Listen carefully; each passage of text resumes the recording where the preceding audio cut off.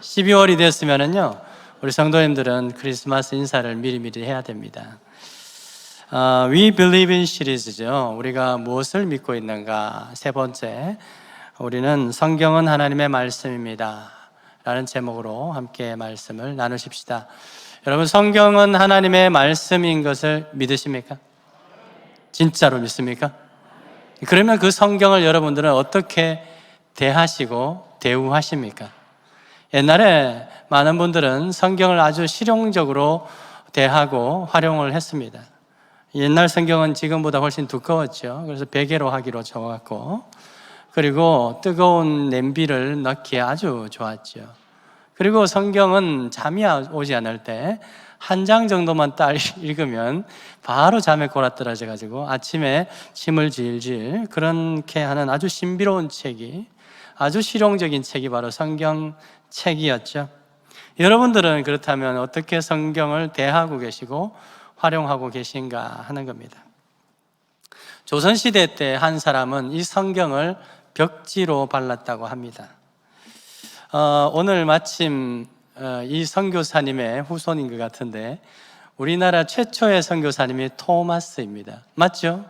예, 우리 토마스, 오늘 등록하신 분이 토마스 마크인데 아마도 같은 가족이 아닐까 예상은 됩니다만은, 토마스 선교사가 1866년에 우리나라의 최초의 선교사로 한국에 들어왔는데, 제너럴 셔먼호를 타고 평양에 있는 그 대동강변으로 들어오게 됩니다. 그런데 선교 활동을 못했어요. 들어오자마자 척사 사상 때문에 배가 이렇게 화재가 나게 불태우게 되면서 토마스 선교사는 겨우 육지에 왔다가 바로 그 자리에서 처형을 당하게 됩니다. 바로 그때 이 토마스 선교사의 품속에는 3권의 성경책이 있었는데, 바로 그 성경책을 땅에 떨어뜨리게 됩니다. 그 떨어뜨린 것을 13살 되는 아이 최치량이라는 아이가 그것을 습득을 하게 됩니다. 이 책을 어떻게 할까 하다가 그것을 가져다가 잘 아는 동네 아저씨겠죠, 박영식이라는 분이 있는데, 그분은 평양성의 문을 지키는 영문 주사이었습니다. 박영식에게 그 책을 전달합니다. 그 책을, 이제 종이지 않습니까? 종이가 귀하던 시절에 그 책을 보니까 아주 좋거든요. 질도 좋고, 영국에서 왔으니까 얼마나 좋겠어요. 그래가지고 이 박영식은 그 책을 한 장씩 한 장씩 찢어다가 방에 구멍 난 곳에 벽지로 사용했다 하는 거죠. 그 사람이 바로 박영식입니다. 그런데 하나님이 일하시는 것은 참으로 신묘막측합니다. 박영식은 벽에다가 성경을 발라놨으니까 이게 무슨 글인가 하나씩 하나씩 읽기 시작합니다.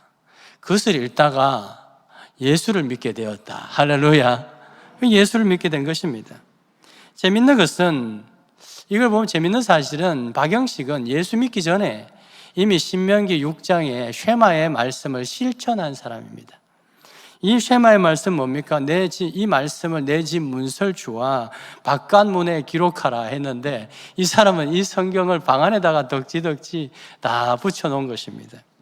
이렇게 말씀을 몸소 실천한 사람이 바로 박영식인데요, 이후에 이 집이 어떻게 되느냐, 이 사람이 처음 예수를 믿게 되고 성경 읽고 예수를 믿게 되고 그 집이 교회가 되는데, 최초의 교회, 평양의 최초의 교회 널다리 교회가 되고, 이 교회는 이후에 1907년도 평양 대부흥회가 일어났던 그 장대현 교회가 바로 이 교회, 이 집이 되었다 하는 것입니다. 여러분, 놀라운 사실 아닙니까? 하나님의 일하심은 이렇게 놀랍다 하는 것이죠. 우리는 이 사건을 통해서 참으로 한국 기독교 역사 가운데 아주 3가지 중요한 사실을 발견할 수 있습니다. 하나는 첫 번째는 뭐냐 하면, 이 조선은, 우리나라 이 초선은 뭐냐 하면 선교사보다 성경이 먼저 들어온 나라입니다. 대단하지 않습니까? 이 토마스 선교사는 이 땅에 와서 사역을 제대로 펼치지 못했습니다. 그가 하고 간 것은 그냥 성경 3개 떨어뜨리고 간 것뿐이죠.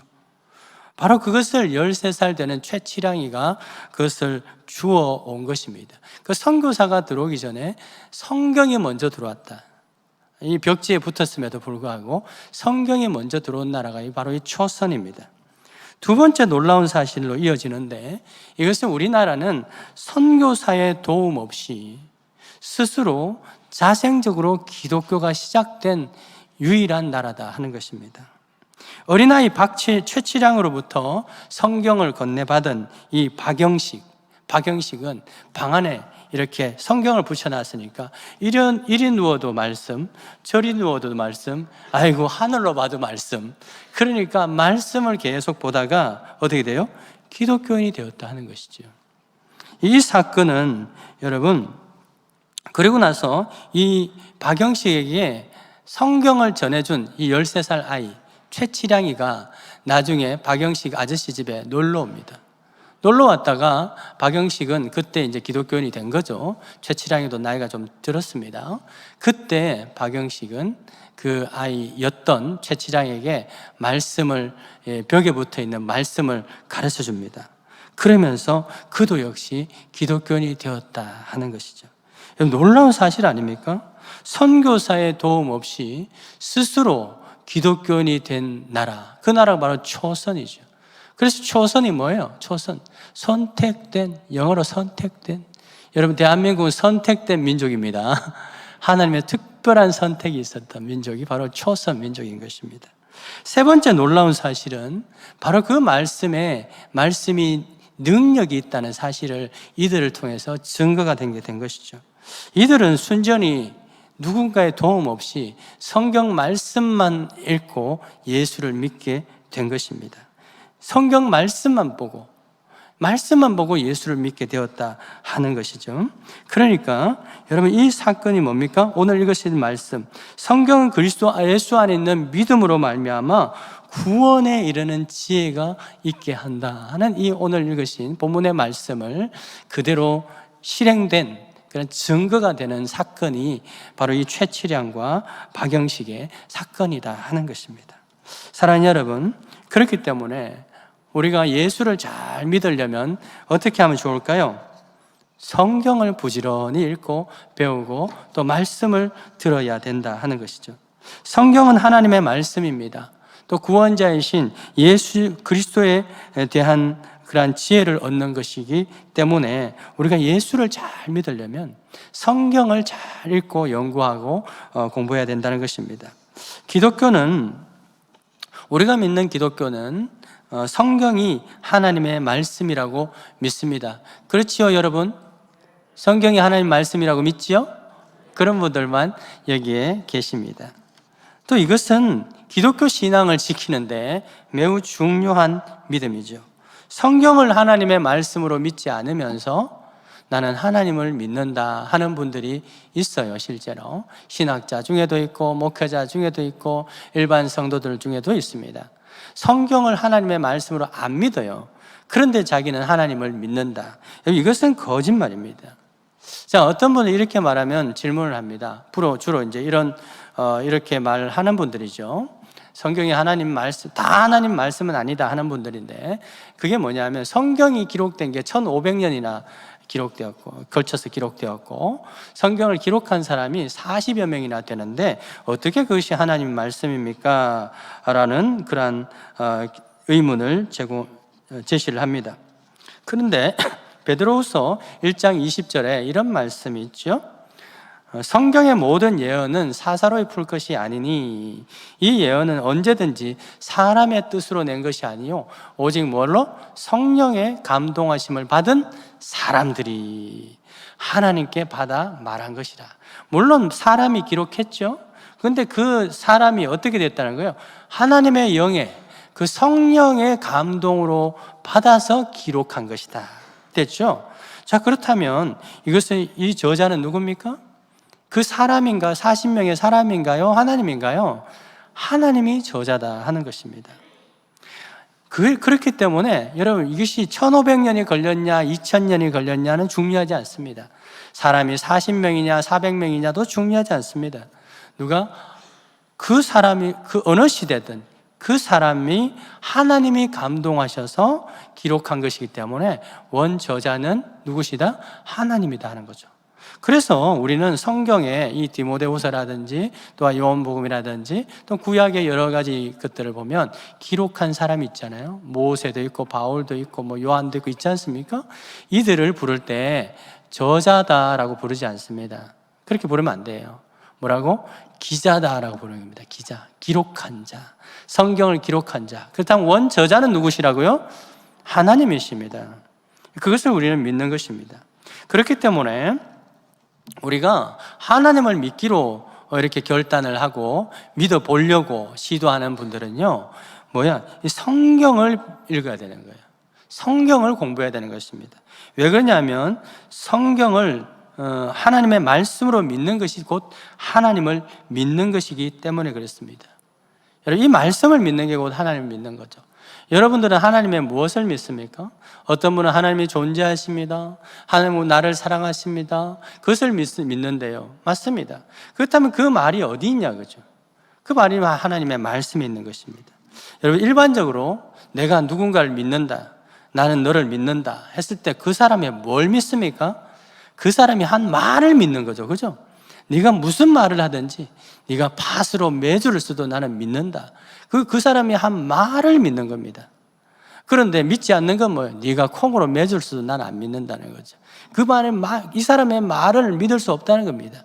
그러니까 어떤 존재를 믿는다는 것은 그 사람의 그 존재의 말을 믿는 겁니다. 하나님을 믿는 것도 마찬가지죠.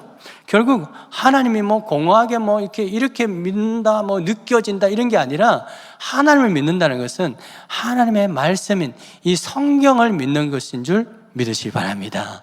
이게 중요한 것입니다. 요한복음 1장 1절에 그렇게 말하고 있잖아요. 태초에 말씀이 계시는데 이 말씀이 하나님과 함께 계셨는데 이 말씀은 곧 무엇이라? 하나님이시라. 이 말씀이 곧 하나님이시라. 이 말씀은 예수 그리스도를 의미합니다. 근데 그 예수 그리스도가 하나님이시라. 근데 예수 그리스도를 말씀이라고 표현하고 있어요. 그러니까 말씀이 하나님이시라는 것이죠. 그러므로 하나님을 잘 믿고 싶은 분들은 어떻게 돼요? 성경 말씀을 꾸준히 읽고 묵상하고 연구하고 공부하고 또 말씀을 듣는 것이 중요한 것입니다. 다른 것을 통해서 믿음 지키려고 또 믿음 생기려고 아주 생각을 하지 마세요. 바울이 이렇게 말합니다. 유대인들은 표적을 보고 믿는데요, 헬라인들은 지식을 보고 믿는데요, 유대인들은 눈에 딱 보이는 표적이 있어야 된대요. 기적이 이렇게 기적을 봐야 믿는다는 것이죠. 헬라인들은 논리적으로 딱 증명이 돼야 돼요. 이해가 돼야 믿는다는 것입니다. 누구보다도 바울이 이런 사람이었죠. 바울은 유대인이면서 또 헬라적 지식이 아주 탁월한 사람이죠. 그래서 예수에 대해서 아무리 말해도 안 듣는 겁니다. 표적을 봐도 표적은 봐요. 표적은 알아요. 일어났다는 거 아는데 지식적으로 안 되는 겁니다. 그래서 안 믿는 거예요. 여러분, 그런데 여러분, 그가 이렇게 표적과 지혜를 구하고 찾았는데도 불구하고 바울은 믿지 못했다 하는 것입니다. 사람들은 종종 이렇게 말하죠. 하나님을 믿을 때 뭔가 표적이 필요하다는 겁니다. 이번에 우리 아이가 좋은 대학교 합격시켜주면 하나님 있는 줄 믿겠다, 그렇게 말하죠. 요즘 그렇게 말하는 분들 많죠. 이 질병 하나님 다 고쳐주시면 하나님 살아계셔서 역사한 줄 믿겠다라고 말합니다. 이번에 투자했는 데가 대박 나면은 하나님 있는 줄 믿겠다라고 말하죠. 그런 표적을 구합니다. 또 어떤 사람은 이제 크리스마스가 되어 성탄절이 되어 가는데 어떻게 처녀가 아이를 낳나, 동정녀가 아이를 낳나, 그거 지식적으로 이해가 되면 내가 믿겠다라고 말합니다. 또 어떤 사람은 죽은 사람이 어떻게 살아나, 부활을 내 눈에 딱 보이면 믿겠다라고 말을 하죠. 그런데 여러분, 이런 표적과 지식을 통해서 하나님을 믿을 수 있을까요? 없습니다. 왜 그러냐? 사람들이 기본적으로 교만하거든요. 교만하기 때문에 뭔가 표적을 보여줘도 나중에 뭐라 그래요? 우연의 일치지 그럽니다. 그게 인간이에요. 우연의 일치지 그럽니다. 지식적으로 그래도 이렇게 해도 나중에 그거 아닌 것 같아, 그렇게 부정합니다. 예수님 당시 사람들 보십시오. 예수님이 수많은 표적과 기사를 다 이렇게 보여주셨습니다. 그럼에도 불구하고 믿지 않았죠. 근데 일시적으로 믿습니다. 일시적으로. 표적과 기사 구하면 막 일시적으로 믿어요. 일시적으로 믿습니다. 그런데 그들이 어떻게 됐어요? 수많은 무리들이 일시적으로 믿었는데 나중에는 다 떠나가 버렸죠. 왜? 더 이상 예수님께서 표적과 기사를 일으키지 아니하고 십자가에서 죽는다고 하니까 아이고 가짜네, 그때 했던 거 다 우연의 일치네, 지난번에 약 썼는 게 이번에 효과가 나타났나 봐, 막 그러면서 다 떠나가 버린 거예요. 이게 인간입니다. 이게 인간.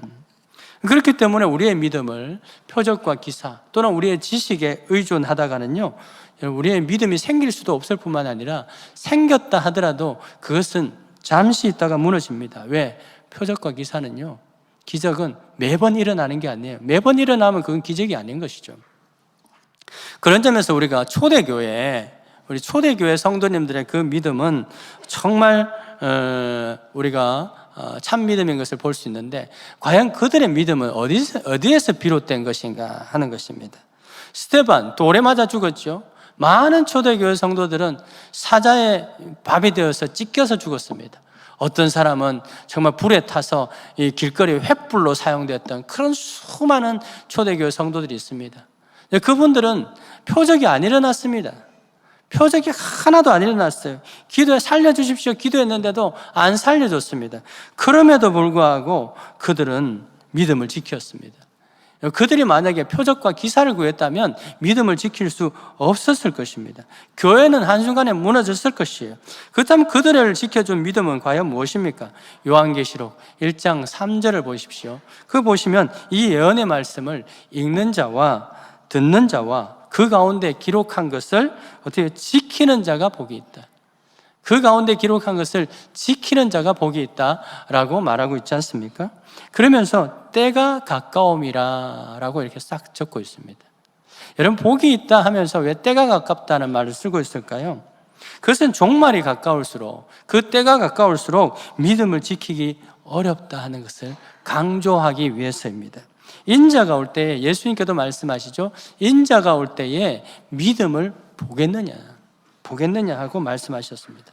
그렇기 때문에 심판의 날이 가까울수록 우리의 환난과 핍박이 더 거세지기 때문에 믿음 지키기 힘들다 하는 것이죠. 하지만 이런 상황 가운데서 구원에 이르는 그 지혜가 있는 하나님의 말씀을 읽는 자와 듣는 자와 지키는 자는 어떤 복을 받는다?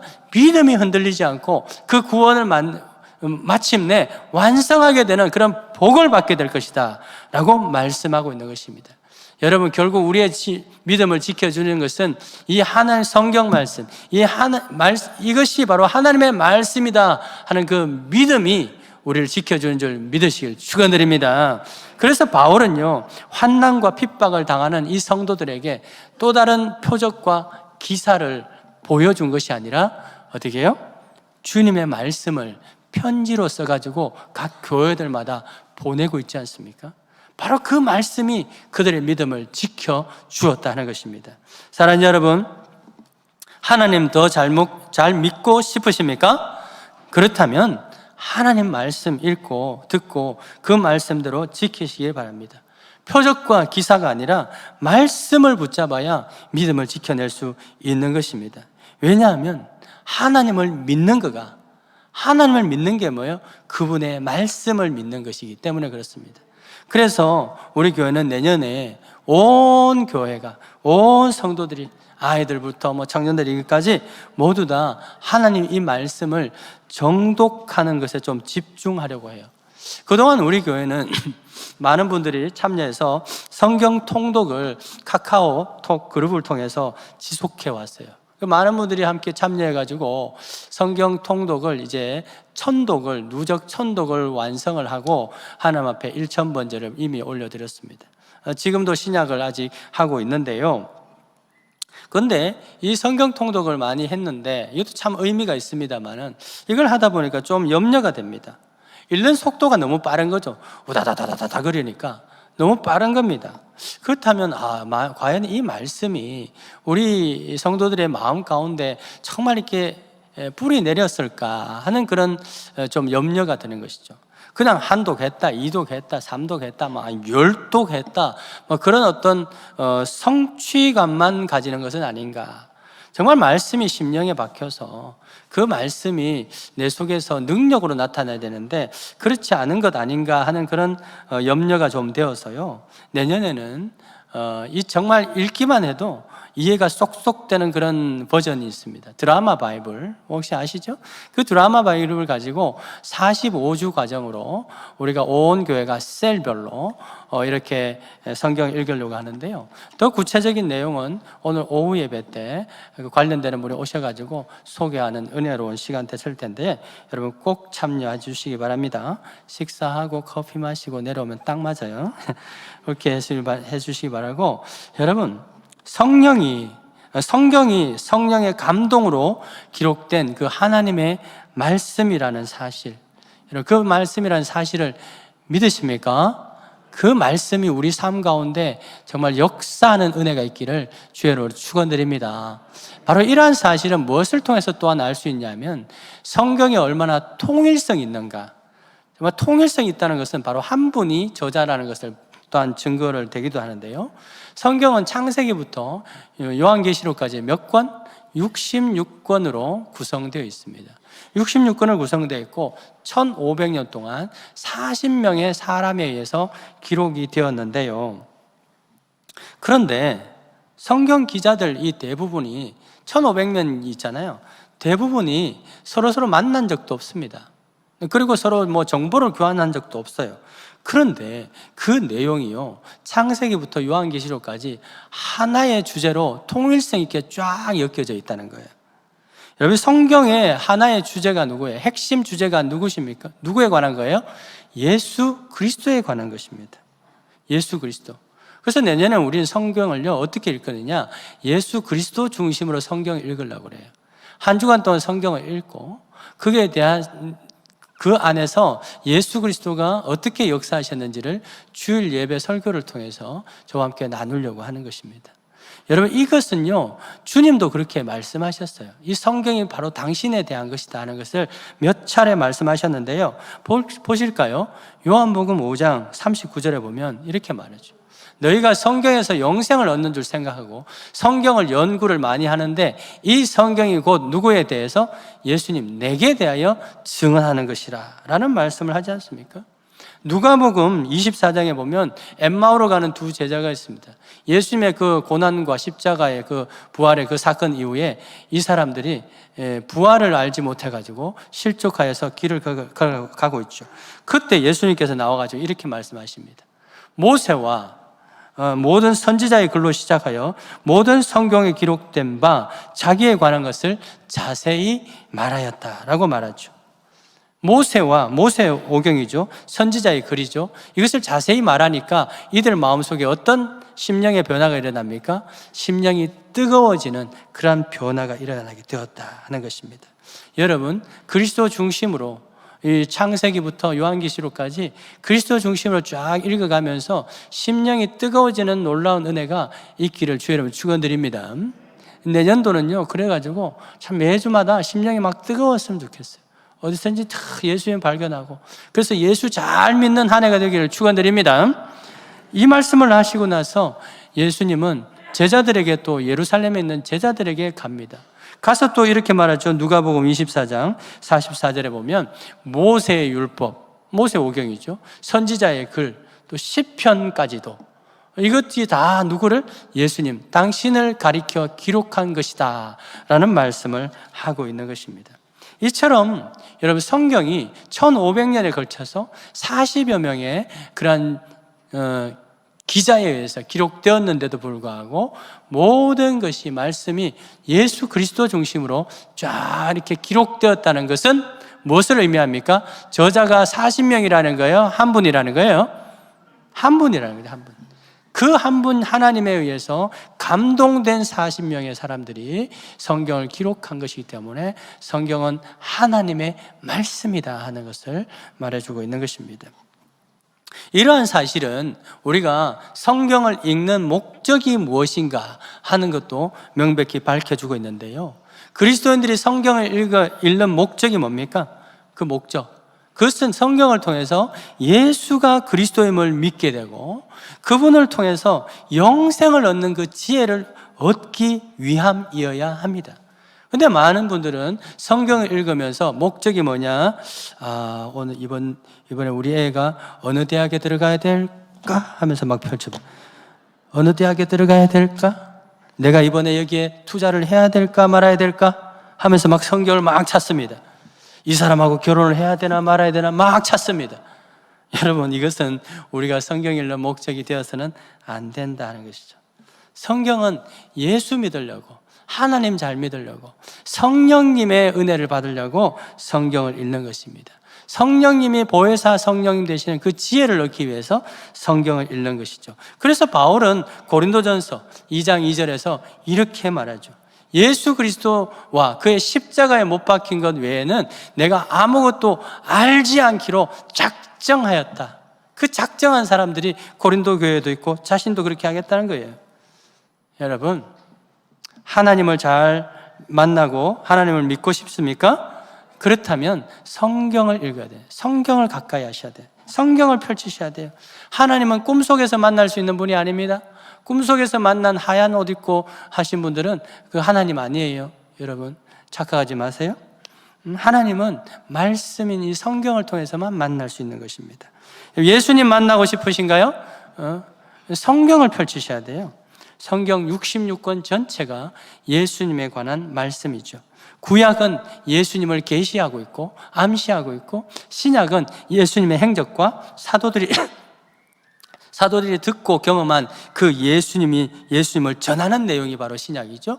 요한계시록은 다시 오실 그 예수님을 예언하는 말씀이다 하는 것이죠. 바로 그것이 바로 성경 전체의 맥심, 핵임인 것입니다. 그래서 요한복음 20장 31절에 이렇게 기록하죠. 오직 이것을 기록하면 너희로 예수께서 하나님의 아들 그리스도이심을 믿게 하려 함이요, 또 너희로 믿고 그 이름을 힘입어 생명을 얻게 하려 함이라. 아멘. 여러분, 이것은 요한복음을 기록한 목적이기도 한데요, 요한복음에만 해당되는 것이 아니라 성경 전체에 해당되는 어떤 성경의 기록의 목적이다 하는 것이죠. 그렇기 때문에 이 기록된 하나님의 말씀인 성경을 깊이 묵상할 때 우리의 신앙도 깊이 뿌리가 내릴 수 있다 하는 것입니다. 뿌리 깊은 나무가 쓰러지지 않는 것처럼 말씀이 우리 마음속에 깊이 뿌리 내려야 어떤 환난과 풍파와 유혹 속에서도 우리가 쓰러지지 않게 되는 것이죠.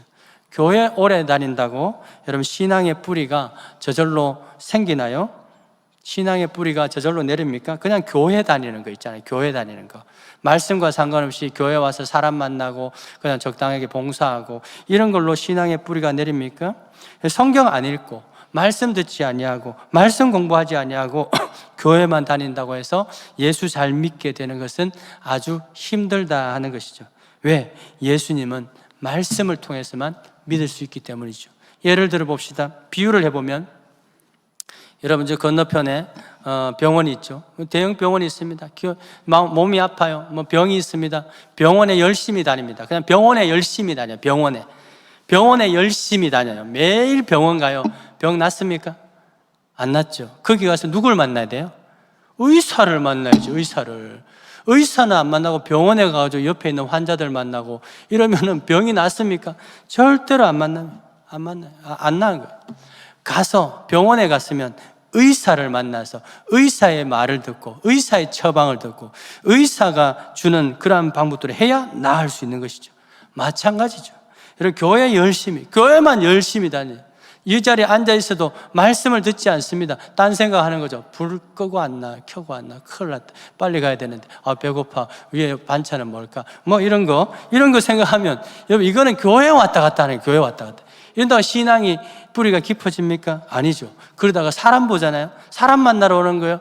친구 만나러 오고, 그 사람이 좋아서, 그냥 사람이 좋아서 오잖아요. 그럴 수 있습니다. 그렇게 왔는데 신앙의 뿌리가 안 생긴다는 거죠. 근데 그 사람이 완전한가요? 우리 다 죄인이잖아요. 그죠? 병원에 가서 환자들끼리 이야기하고 온다 그러면 안 되는 거예요. 참고는 될 수 있어요. 그런데 그렇지 않으면 뭐죠? 그것만 보고 답인 줄 알고 온다 그러면 안 되는 거예요. 왜? 그 환자가 나중에 그 말을 들었는데 더 나빠질 수도 있는 거예요. 우리는 다 환자잖아요. 영적으로 환자. 믿으십니까? 우리는 죄인입니다. 첫 번째 시간에 말씀드렸잖아요. 다 아멘 하셨잖아요. 우린 다 죄인이십니까? 저도 죄인이에요. 저도 환자예요. 영적 환자. 그러니까요, 여러분 교회 와서 목사만 만나고 가도 안 된다 이 말이에요. 제가 실수하겠어요? 안 하겠어요? 한다 이 말이죠. 목사만 만나고 가면은 또 실족하게 됩니다. 실족하게. 그러니까 와서 뭐예요? 하나님, 주님 만나요. 주님 만나는 게 뭐예요? 말씀을 듣고 말씀을 공부하고 말씀을 또 집에서도 열심히 읽고 묵상하고 그렇게 하는 거죠. 기록된 이 말씀을 통해서 주님을 만나야 우리의 신앙도 좋아지고 영적으로도 건강해질 줄 믿으실 축원드립니다. 여러분, 이 말씀이 뭐예요? 우리의 변화시키는 능력인 것입니다. 말씀이 변화시키는 능력이 있죠. 디모데후서 오늘 말씀을 보십시오. 성령은 하나님 감동으로 된 것으로 교훈과 책망과 바르게 함과 의로 교육하기에 뭐하다? 유익하다. 그래서 이것은 하나님의 사람으로 온전하게 하며 모든 선한 일을 행할 능력을 갖추게 함이라. 말씀 듣지 아니하고 말씀에 입각하지 아니하고 봉사하는 것은요, 선한 일을 할 수 없다는 거예요. 오히려 갈등만 부추기지. 여러분, 신앙생활 해도 내가 좀 변화되지 않습니까? 옆에 사람 보니까 신앙생활 해도 별로 변화가 없어 보입니까? 여러분, 성경 읽지 않아서 그래요. 성경 읽지 않아서. 말씀 듣지 않아서 그런 것입니다. 사람의 변화는 무엇입니까? 내가 가지고 있는 집착하고 있는 것을 내려놓으면서부터 여러분 성경의 삶의 변화가 일어나는 것이죠. 내려놓는 거예요. 대표적인 예가 있죠. 삭개오. 그 사람은 우리가 좋아하는 거 다 가지려고 집착했습니다. 돈, 권력. 예? 그 불의한 그것에 집착하면서 불의한 것도 인지도 모르고 각종 방법으로 거짓, 착복, 뇌물 이런 것을 통해서 여러분 죄인지도 모르고 그 돈을 모았던 사람이 바로 삭개오죠. 그랬던 그가 누구를 만나요? 예수님 만나죠. 예수님 만나서 뭐합니까? 내가 네 집에 유아회를 하리라. 집에 가서 뭐 했을까? 밥만 먹고 갔나요? 아니죠. 예수님의 말씀을 들어요. 그 말씀을 들으면서 그 사람의 변화가 일어나게 된 것입니다. 어떤 변화? 내가 가난한 사람들에게 내 재산의 절반을 나누겠습니다. 내가 토색한 것이 있다면 그것에 대해서 4배를 갚겠습니다. 자기가 집착하고 있던 그 재물들을 내려놓는 그런 변화가 시작되었다는 것입니다. 여러분, 무엇이 그를 변화시켰습니까? 하나님의 주님의 그 말씀이 그를 변화시켰다는 것이죠.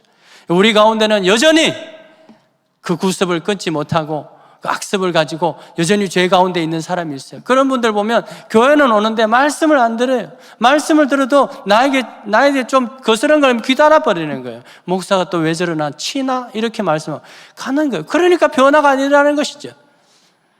여러분, 사람이 변화되지 않는 것은 그가 집착하고 있는 것을 고집하고 있고 내려놓지 않기 때문이에요. 그것이 돈일 수도 있고 성공일 수도 있고 그것이 자식일 수도 있고 그것이 나의 자존심일 수도 있다는 것이죠. 이것을 내려놓게 하시는 건 뭡니까? 하나님의 말씀인 것이죠. 여러분, 그 말씀이 우리를 변화시키는 것입니다. 그 교회사에서 아주 유명한 사람이 있지 않습니까? 그렇게 방탕한 삶을 살다가 어머니가 너 그렇게 살면 안 된다. 주변 사람들이 그렇게 말을 했는데 또 방탕하게 살다가 말씀 한마디로 어느 날 변화된 사람 누구죠? 어거스틴.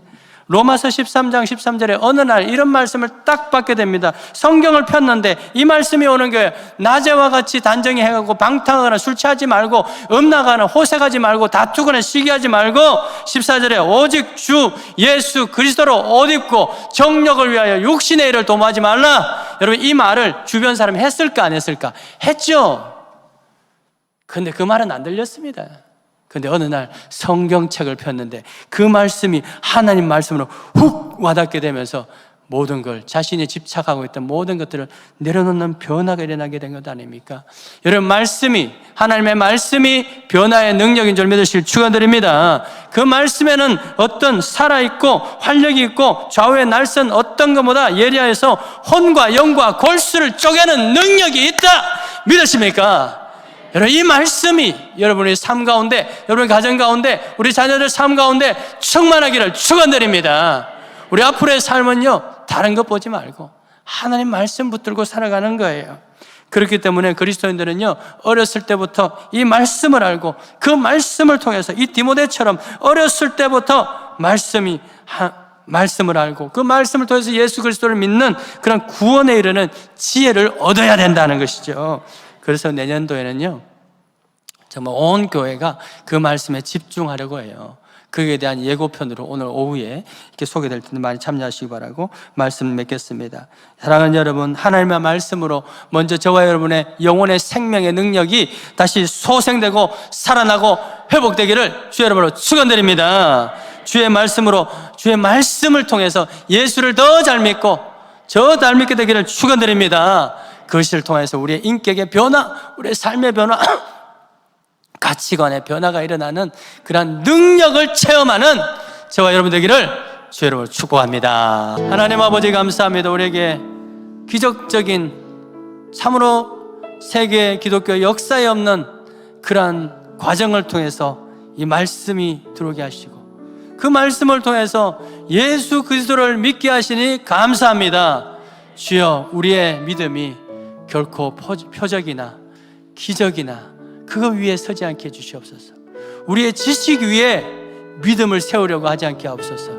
주여, 오직 하나님의 말씀 위에 우리가 굳건한 믿음이 굳건하게 세워지는 그리하여서 날마다 승리하는 우리의 삶이 되게 하여 주시옵소서. 주여, 그 말씀에 의지하여서 주님 앞에 올려드리는 귀한 예물들 있습니다. 그 예물들 드리는 손길들 위에 하나님 아버지의 믿음이 더욱더 확고해질 수 있도록 더 강해질 수 있는 그런 은혜의 은혜를 부어 주시옵소서. 오늘 말씀 예수 그리스도의 이름으로 기도드립니다. 아멘.